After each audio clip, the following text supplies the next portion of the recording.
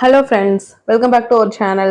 இன்னைக்கு நம்ம இந்த வீடியோல என்ன பார்க்க போறோம் அப்படின்னா என்னோட ஈவினிங் டைம் ரொட்டீன் தான் பார்க்க போறோம். இதுவரையும் நம்ம சேனலை சப்ஸ்கிரைப் பண்ணலன்னா சப்ஸ்கிரைப் பண்ணி மறக்காம பக்கத்துல உள்ள பெல் ஐகானை கிளிக் பண்ணிக்கோங்க. அப்படின்னா தான் நான் போடுற வீடியோ உங்களுக்கு உடனே நோட்டிஃபிகேஷன்ல வரும். இப்போ வந்து டைம் வந்து பார்த்தீங்கன்னா அரௌண்ட் 4 o'clock பக்கத்தில் ஆகுது. ஸோ நான் வந்து லஞ்ச் முடிச்சுட்டு கிச்சன் அப்புறமா வந்து வெசல்ஸ் எல்லாம் க்ளீன் பண்ணி வச்சுட்டேன். ஸோ அந்த க்ளீன் பண்ண வெசல்ஸை வந்து இப்போ எடுத்து வைக்கணும், அதுதான் பெரிய டாஸ்க்கு. ஸோ இப்போ வந்து அந்தந்த இடத்துல வந்து எல்லாத்தையும் எடுத்து வச்சுக்கலாம், எடுத்து வச்சுட்டு பார்க்கலாம்.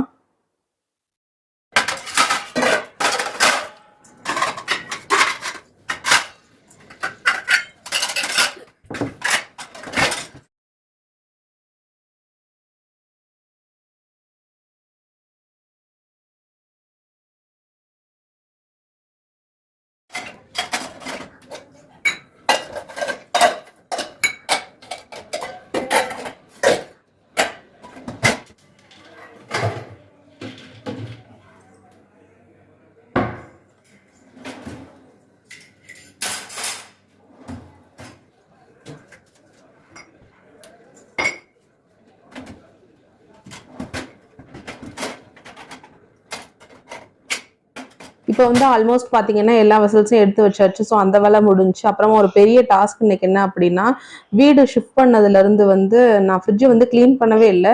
ஜஸ்ட்டு ஒய்ப் மட்டும் பண்ணிட்டு தேவையான காய்கறிகள் அப்புறமா வந்து மசாலா ஜாமான் மட்டும் வாங்கி வச்சுட்டேன். பெருசாக எதுவுமே ஸ்டோர் பண்ணவும் இல்லை. ஸோ அதனால எல்லாத்தையுமே நல்லா ஃபர்ஸ்ட்லேருந்து க்ளீன் பண்ணிடலாம். க்ளீன் பண்ணதுக்கு அடுத்து புதுசாக வந்து ஃப்ரெஷ்ஷாக ஸ்டோர் பண்ணலாம் அப்படிங்கிறதுக்காக நான் எப்போவுமே ஃப்ரிட்ஜ் அந்த ரேக்கில் வந்து இந்த மாதிரி பிளாஸ்டிக் ஷீட் வந்து யூஸ் பண்ணியிருப்பேன். இது ரொம்பவே ஹெல்ப்ஃபுல்லாக இருக்குது. நீங்கள் வாங்கலைன்னா மறக்காமல் வாங்கி யூஸ் பண்ணிக்கோங்க. ஏன் அப்படின்னா இப்போ மாவு வந்து நீங்கள் உள்ளே வைக்கிறீங்க, இன்கேஸ் அது வந்து புளிச்சு வந்து பொங்கிருச்சு அப்படின்னா இந்த ஷீட்டை மட்டும் நீங்கள் எடுத்து வாஷ் பண்ணி உள்ளே வச்சிங்கனாலே போதும். அப்புறமா ஏதாவது கொட்டிருச்சு இல்லை மாவு வந்து காஞ்சிருச்சு அப்படின்னா சின்ன சின்ன துகள்கள் மாதிரி உள்ள வந்து விழுகும். ஸோ அதெல்லாம் விழாமல் அப்படியே விழுந்தாலுமே நீங்கள் இந்த ஷீட்டை மட்டும் எடுத்துட்டீங்கன்னா வந்து க்ளீன் பண்ணி வச்சுக்கலாம். ரொம்பவே கம்ஃபர்டபுளாக இருக்கும். ஸோ நான் வந்து இந்த ஷீட் யூஸ் பண்ணி ஆல்மோஸ்ட் 1 year பக்கத்தில் யூஸ் பண்ணிட்டு தான் இருக்கேன். ரொம்பவே நல்லாயிருக்கு. இந்த மாதிரி க்ளீன் பண்ணிவிட்டு, அதாவது நீங்கள் நார்மல் எப்பயுமே சோப் போடுற மாதிரி சோப் மட்டும் போட்டுட்டு க்ளீன் பண்ணி எடுத்து வச்சுக்கலாம். வெயிலில் காய வச்சுட்டிங்கன்னா சூப்பராக இருக்கும். ஸோ நான் இப்போ வந்து அதெல்லாம் க்ளீன் பண்ணி எடுத்து வச்சிட்ருக்கேன்.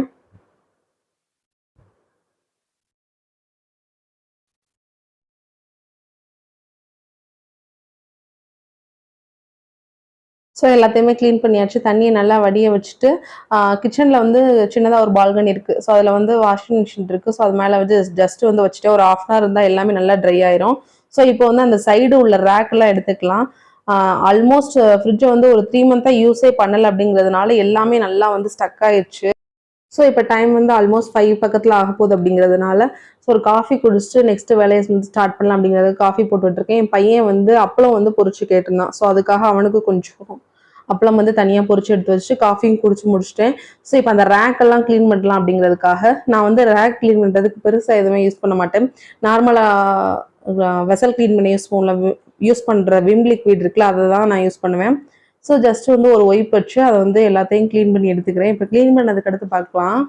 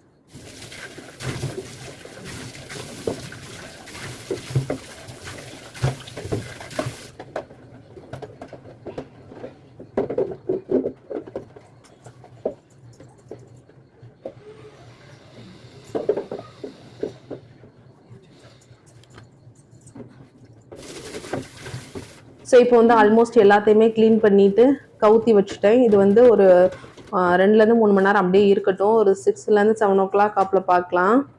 ஸோ அதுக்கு முன்னாடி வந்து நான் ஃப்ரிட்ஜை வந்து லைட்டாக வந்து க்ளீன் பண்ணி வச்சிடுறேன் ஆஃப் பண்ணிவிட்டு. ஸோ இப்போ ஃப்ரிட்ஜை வந்து ஃபுல்லாகவே க்ளீன் பண்ணியாச்சு. பார்த்தீங்கனாலே உங்களுக்கு நல்லா தெரியும்.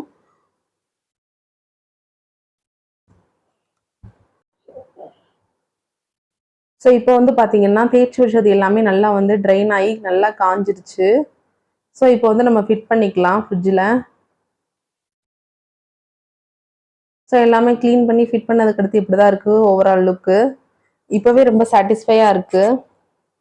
ஸோ இனிமேல் நம்ம வெஜ்ஜஸ் வாங்கினா கரெக்டாக வந்து ஆர்கனைஸ் பண்ணுறதுக்கு வந்து ரொம்பவே ஹெல்ப்ஃபுல்லாக இருக்கும். இல்லைனா இது க்ளீன் பண்ணல அப்படின்ட்டு இது ஒரு பெரிய டென்ஷனாகவே இருந்துகிட்டே இருந்தது. ஃபைனலாக அந்த வேலையை முடிச்சாச்சு. ஸோ அப்புறமா வந்து டின்னருக்கு வந்து ரொம்பவே சிம்பிளாக வந்து சாம்பார் சாதம் வச்சுக்கலாம். ஏன்னா நான் மாவு எதுவுமே வந்து அரைக்கலை. ஸோ 1 பாட் ரைஸ் அந்த மாதிரி தான் பண்ணிகிட்ருக்கேன். ஸோ பருப்பு சாதம், சாம்பார் சாதம், தக்காளி சாதம் அந்த மாதிரி. ஸோ இன்னைக்கு வந்து சாம்பார் சாதம் பண்ணிடலாம் அப்படின்ட்டு அதுக்காக ரெடி பண்ணிகிட்ருக்கேன். ஸோ சாம்பார் சாதம் ரெசிபி வேணால் ஆல்ரெடி நம்ம சேனலில் வந்து ஷேர் பண்ணியிருக்கேன். இது வந்து நான் சும்மா 1-2 கிளிப் மட்டும்தான் ஆட் பண்ணிக்கிறேன். ஸோ சாம்பார் சாதம் வந்து நீங்கள் என்ன வெஜிடபிள்ஸ்னாலும் போட்டு பண்ணலாம். ரொம்பவே டேஸ்ட்டாக இருக்கும். ஸோ நான் இன்னைக்கு வந்து அவரைக்காய், அப்புறமா உருளைக்கிழங்கு, கேரட் இது மட்டும்தான் போட்டு பண்ணியிருக்கேன். ஸோ உங்கள்கிட்ட வந்து புடலங்காய், சொரக்காய் என்ன காய் இருந்தாலுமே இதுக்கு வந்து யூஸ் பண்ணிக்கலாம். ரொம்பவே நல்லாயிருக்கும். அப்புறமா ரொம்பவே ஹெல்த்தியும் கூட. ஏன்னா பருப்பு, அப்புறமா வெஜ்ஜீஸ் எல்லாமே வந்து ஒன்று போல் எடுத்துக்கிறோம். ஸோ அதனால் ரொம்பவே ஹெல்த்தியும் கூட. பசங்களுக்கு வந்து நீங்கள் காரம் கம்மியாக போட்டு செஞ்சு கொடுத்தீங்கன்னா ரொம்பவே நல்லா விரும்பி சாப்பிடுவாங்க. ஸோ இப்போ எல்லாமே குக்கரில் தான் பண்ணுறதுனால அந்த குக்கர் தான் ரொம்பவே யூஸ்ஃபுல்லாக இருக்குது.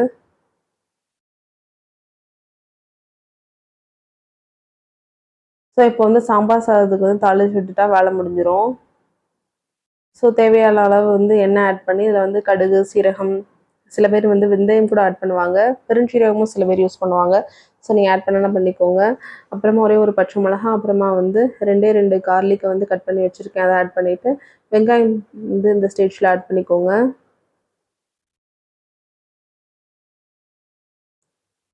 ஸோ வெங்காயம் ஆட் பண்ணி நல்லா வந்து வதங்கி விட்டதுக்கு அடுத்து இது கூட வந்து தக்காளி, அப்புறமா வந்து இருக்கிற வெஜிடபிள்ஸ் ஆட் பண்ணிக்கலாம். நான் அன்னைக்கு வந்து தக்காளி வந்து என்கிட்ட இல்லை அப்படிங்கிறதுனால யூஸ் பண்ணல. அதனால கட் பண்ணி கட் பண்ணி வச்சிருக்க வெஜ்ஜீஸ் வந்து டைரெக்டாகவே ஆட் பண்ணிக்கிட்டேன். தக்காளி ஆட் பண்ணுங்கள், ரொம்பவே நல்லாயிருக்கும். ஸோ எல்லாத்தையும் மிக்ஸ் பண்ணி விட்டுட்டு அப்புறமா ரைஸ் ஊற வச்சுருந்தோம்ல, ஸோ அதையும் போட்டுட்டு கொஞ்சமாக புளி தண்ணி ஆட் பண்ணி மசால் பொடியெல்லாம் போட்டு இறக்குனீங்கன்னா சாம்பார் சாதம் வந்து ரெடி ஆயிரும். ட்ரை பண்ணி பாருங்கள்.